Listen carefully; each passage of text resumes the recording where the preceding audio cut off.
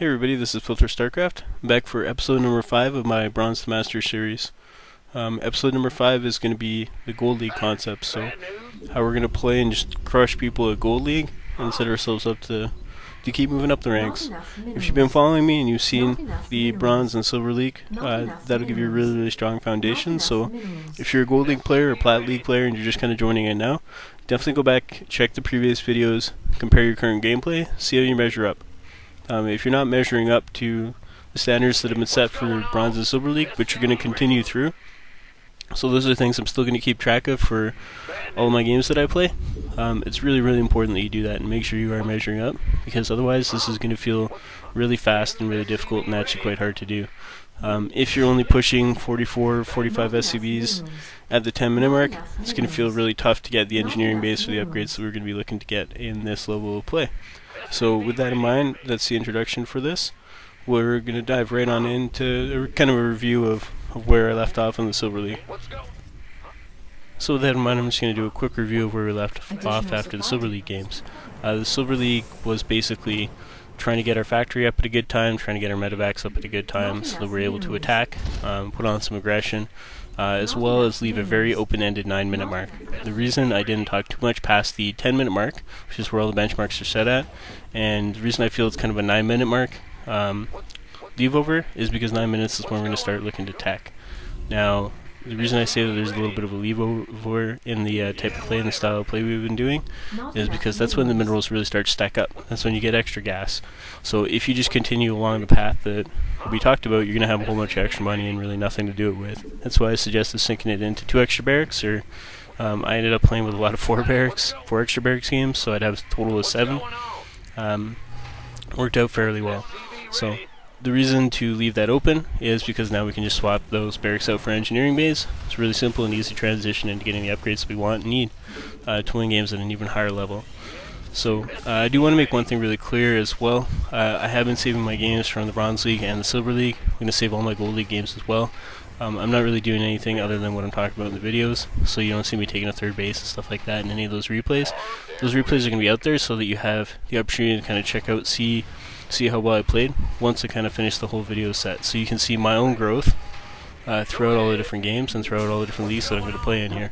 Should be pretty cool when I'm finished. But with that, we need to dive right on into our Gold League games. So we're going to take a look at what we need to do to have a lot of success at this level. Alright, so the first upgrade we're going to be getting, and probably our most important one, is Stim. Stim will allow us to be either aggressive or defensive. Stim is a really cool upgrade against every race except Terran. When you're playing a Terran, Combat Shield can actually be better. The reason for that is if he has Stim and you have Combat Shield, or even better, his Stim's not finished yet because it takes 70 seconds longer to research, and you have Combat Shield, guess what? You've got an extra 10 health on your Marines, or if he has Stim, you got an extra 20 health on your Marines. That's a big deal. You're going to win those fights if he has Stim and you have Combat Shield. Really cool upgrade. Again, we're going to get it after our Stim because we can get our Stim out at the same time we have medevacs. We can make a really aggressive, violent push towards him. Definitely kill off our opponent in a lot of situations. Or we can pull back and play defensive after. We're going to have Combat Shield for that defensive play. Really cool upgrade. I'm going to talk next about Concussive Shell. Concussive Shell is great for Marauders. You want to make sure you get it when you can afford it, so you don't want to sacrifice Stim time or you don't want to sacrifice Combat Shield time if you only have the 1 Tech Lab. But it is a fairly important upgrade. It's when you have 2 Tech Labs, you're making a lot of Marauders, you're playing against the Protoss. Definitely a really important upgrade. The way the meta game is currently shifting, a lot of people are getting more Marines against Protoss because they go more Zealot heavy than Stalkers, because people used to make a lot of Marauders. So we'll see how it goes. Doesn't really matter. Concussive Shell, just get it when you can. Really important upgrade. Again, it does cost as much as a reactor, so while it's relatively cheap, if it messes up your timing for getting your reactor for your starport, that's not acceptable. You want to skip it and wait. In that particular situation, you want to get it when you're ready to attack. There's no point in having Concussive Shells sitting around in your base, especially when it's delaying other potential tech. So the next thing we're going to jump into really quick is +1 attack, +1 armor for infantry. On Terran, typically +1 attack, +1 armor is better than Sorry, +1 attack is better than +1 armor.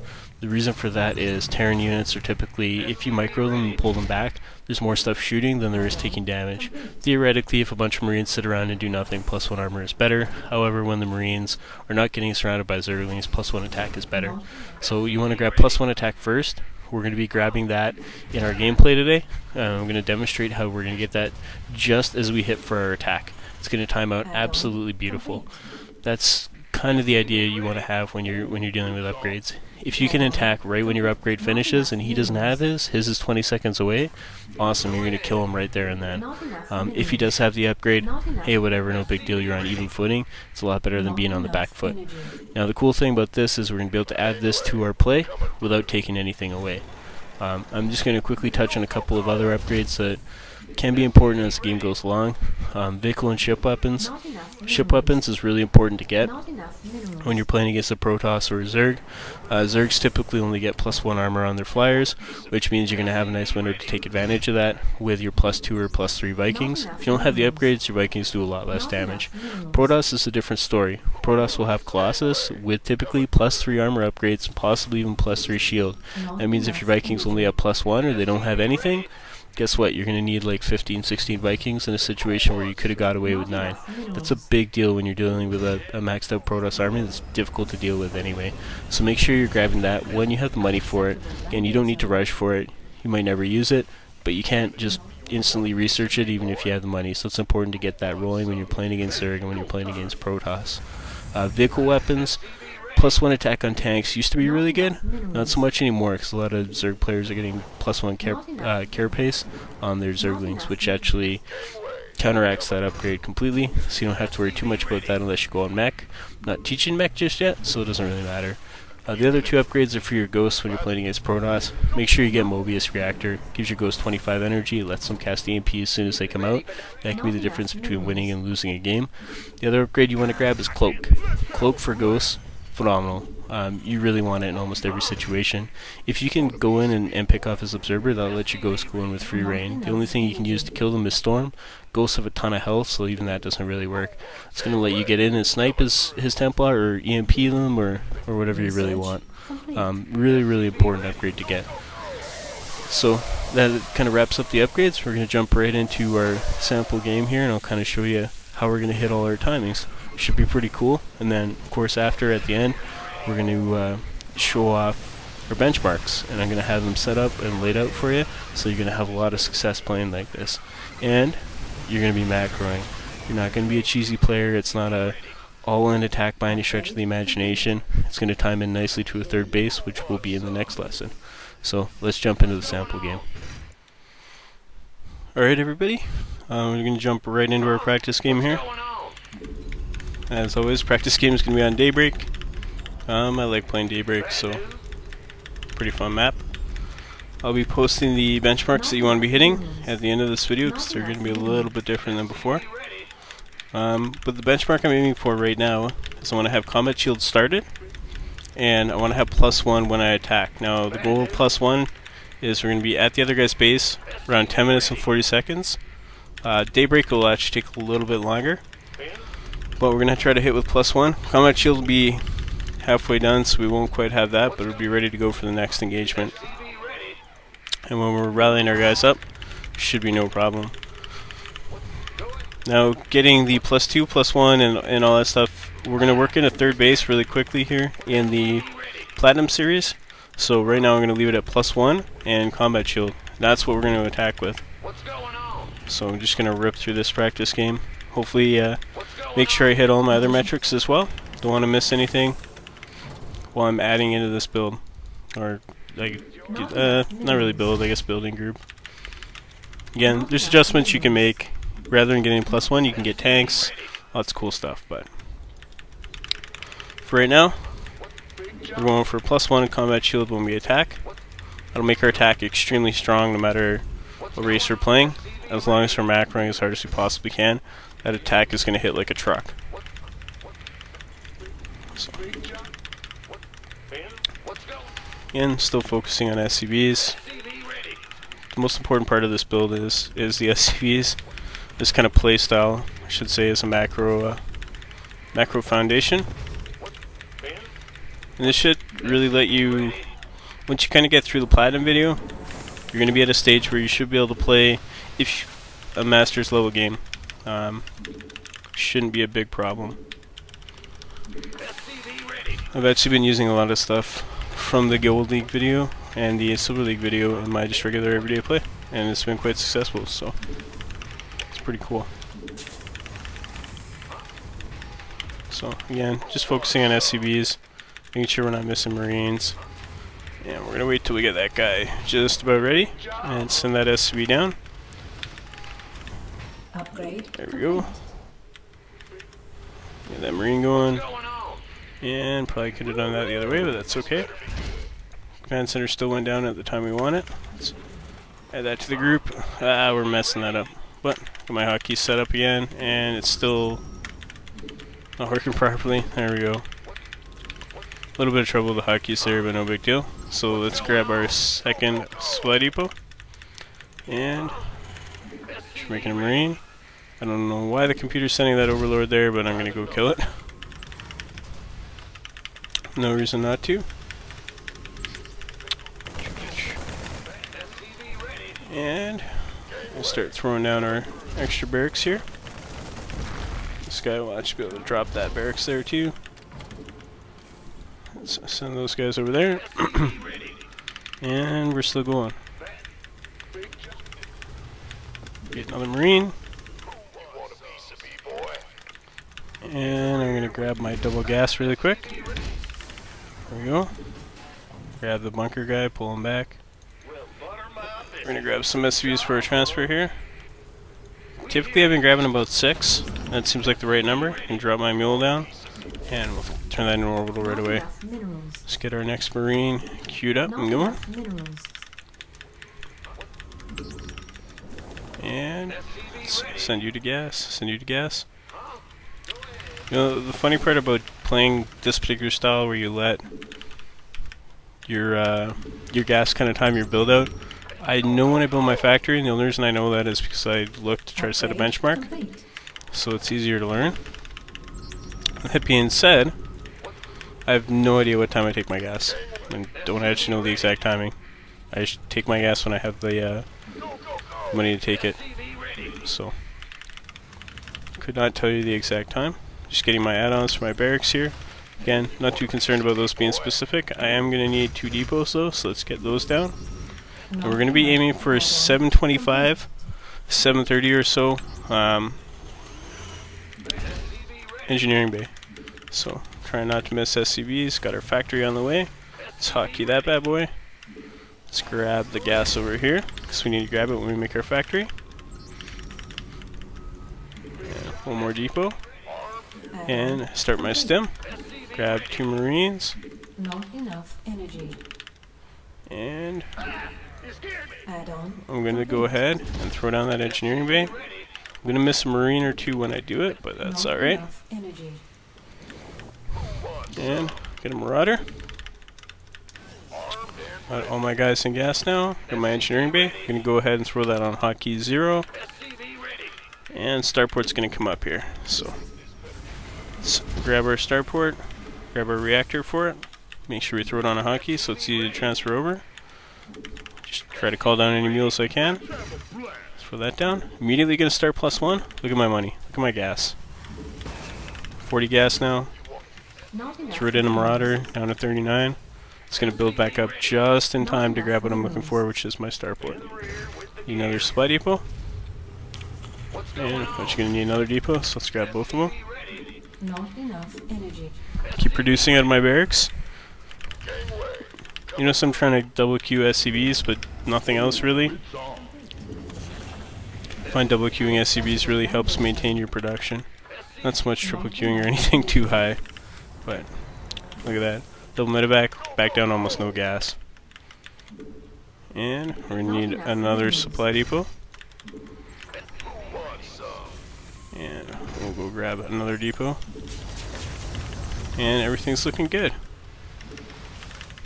Should have a nice big beefy army with basically no impact on the fact that I am getting +1 now instead. And I'm going to have just enough money for combat shield when that pops up. So we got my combat shield. Only making one medevac right now. That can be remedied though. Oops. And we're going to push out right at 10 minutes. And I'm actually going to go kill the opponent here. So 10 minutes, 105 food. Not bad. And I'm just going to attack move, rally over there. Now, I have quite a bit of minerals saved up, which I should have built on supply depots, but that's my mistake. However, a lot of that money is going to go to an extra command center. So, in this case, I'm just going to kind of let that build up. I'm not happy about the supply. It's really, really bad actually. But if you notice, my guys have +1. It just finished up.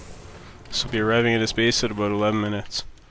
That's a pretty beastie push for 11 minutes. On the Stim, just take down everything. You know, larvae got backed up. Take down the Bainley nest because those are nasty. And Peter should get out in a second here. So I'll have my benchmarks established for my +1, which is the main thing, as well as my combat shield. And that game's over. So next I'm going to go over the benchmarks, kind of show you where you should be at, what you should be looking for. The big thing is going to be, we're going to add +1, and we're going to add a combat shield, as well as an attack timing to how we're currently playing. And then we're going to set ourselves up so we can still get a third in the next set of videos. This is where it gets really cool, because same number of units, same number of SCVs, same tech, just getting better upgrades now. I'm adding to a build. I'm not taking anything away. We're just adding to this. It's just getting stronger and stronger. So it's not like I'm getting +1 and then I only have 70 supply of units. Getting +1 and I have 105 at 10 minutes. That's a pretty sick timing. That's going to be tough for a lot of people to stop. Diamond level, masters, whatever, it doesn't matter. It's going to be a really strong push. And we're going to show you how to back it up with an expansion in the next few episodes here. So the next episode is going to be me going through and playing the games, but let's jump right into the benchmarks here. Okay, so let's move on to the benchmarks now that I've kind of showed you a demonstration game and how it can be done against the computer. It's definitely something I recommend. Go play a couple games against the computer until you're comfortable with it. From my perspective, I looked at the way the build's been going before, decided that, hey, it's really easy to get that engineering bay in there. There is enough money to do it, as long as I clean a couple things up. So, didn't really take any effort on my part. I played like 2 games and managed to nail the timing perfectly, so I'm really happy with that. With that in mind, these are the benchmarks that we're going to be aiming for. These are the benchmarks you want to hit in your own game. As long as you're hitting these benchmarks, you can be in fantastic shape. So the 2 benchmarks we learned from the very beginning, from the first video, are we need 50 SCVs by 10 minutes. Again, still absolutely vital. If we're at 44 or 45 SCVs, despite the fact that you're freeing up money from not making them, you're actually going to fail and miss pretty much every timing on here. You're going to feel like you don't have enough money to quite do everything you want. And the goal behind this is just to optimize it to the point where there's no spare money. You can make small mistakes, but it's really got to be efficient. So we need those 50 SCVs for sure. You need to have your natural down at 345. Still a requirement of the benchmarks we're setting here. We're also looking for a 650 factory and a 755 starport. So those 2 things haven't changed at all. That'll allow us to have 2 medevacs by 10 minutes with 2 more on the way. And then the last part is the new things. The new things is the engineering bay needs to be down at 725, so that's when you want to have it started. The way that works is there's a couple supply depots in there that you don't necessarily have to have right away. So if you throw down the engineering bay when you have the money and then get the depots down, you're not going to supply block, you're going to be fine. And you're going to be able to maintain constant production. However, that might mean sometimes you have to stop making a Marauder and make a Marine instead. That's fine. Not a big deal if you do a change like that. We're still using our production facilities. We're still getting a bigger army. And hey, Marines are still a pretty good unit, right? As soon as the engineering bay finishes, we're going to start +1 attack. +1 attack takes 160 seconds to finish, which means we're going to have it at 1050. 1050 is going to allow us to attack. Basically, if we leave our base at 10 minutes, we're going to be at his base around 1040 or 1050. So what you want to do is make sure you attack him and you're attacking his units after that +1 attack finishes. As soon as that finishes, you're going to be in great shape. You're probably going to melt his army. The other thing is, as soon as Stim is finished, so again, we start Stim after a factory once we have enough money for it.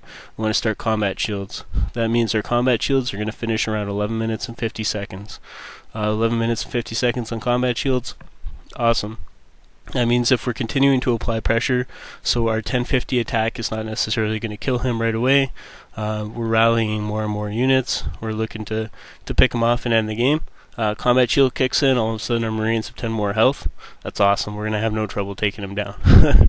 Pretty straightforward. The other thing about that too is if he does manage to repel our attack or something catastrophic happens, like we get intercepted in the middle of the field, that 1150 combat shields is going to help us defend. It's going to make our Marines a lot more durable. It's going to make life a lot easier. So with that in mind, those are the benchmarks you want to be aiming for. Practice until you hit them. You don't want to be doing anything less than that because it will seriously affect you.